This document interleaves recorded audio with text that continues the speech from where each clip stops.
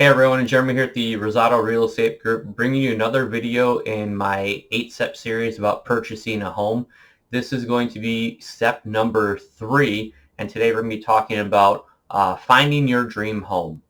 So if you remember back in step 1, when we were partnering with the real estate agent, I told you that it's an agent's job to give the buyer an assessment of what they're looking for in their home.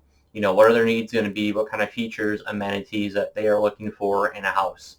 And that's where all of this information comes into play here once we are on step 3, finding a house. So I, as an agent, will take that information. I'm going to go to the MLS, which is the multiple listing service, if you didn't know what that meant.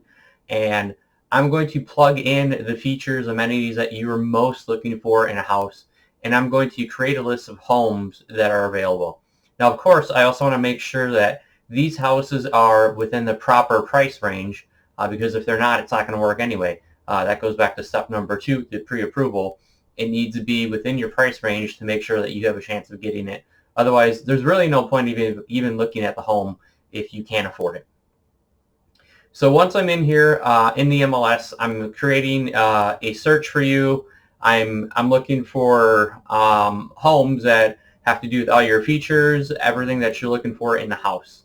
What I try to do is I try to grab a big net as possible of homes.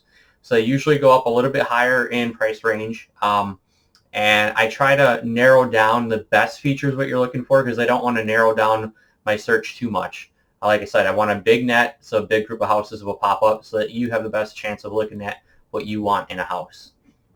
So I create that. I find these homes, and then after that, I will send it out to my buyers.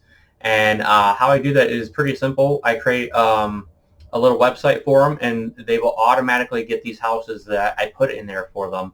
And I send them an email link, and it says, hey, go to this account, click on it, and you can see all the houses in there. So once my buyers are in there and they have the opportunity to kind of go through, look at each home, all I ask is that they tell me which ones they like, which ones they don't like, which ones are potential maybes. And I ask them to really narrow down their list to 5 homes. Only 5 homes that they would like to see. And I say 5 homes because even though I may have 10 to 15 homes in there for you to look at, you're only really going to look at 5 because that's the 5 that you most want to live in. Those other ones are really just backups in case none of these are going to work out at the end of the day.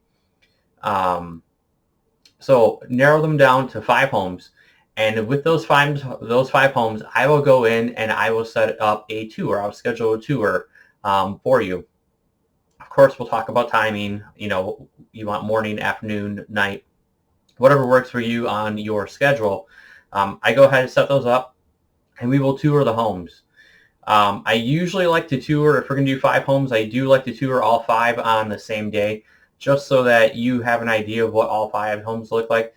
If we do have to split up into 2 days, I try to do at least back-to-back, so that we can really compare the homes to one another, and we can break it down and narrow it down to really a top list of 1 to maybe 3 homes that you would like to write an offer on. And that's what this step is all about. Just finding that dream home, setting up the tours, scheduling them, and taking a look at them in person and figuring out which one that you would like to put an offer on. And that's going to be in step 4 when we write the offer. So stay tuned for that video. That'll be coming out in the next few days. If you're liking the channel, please like the video and subscribe to the channel. See you in the next one.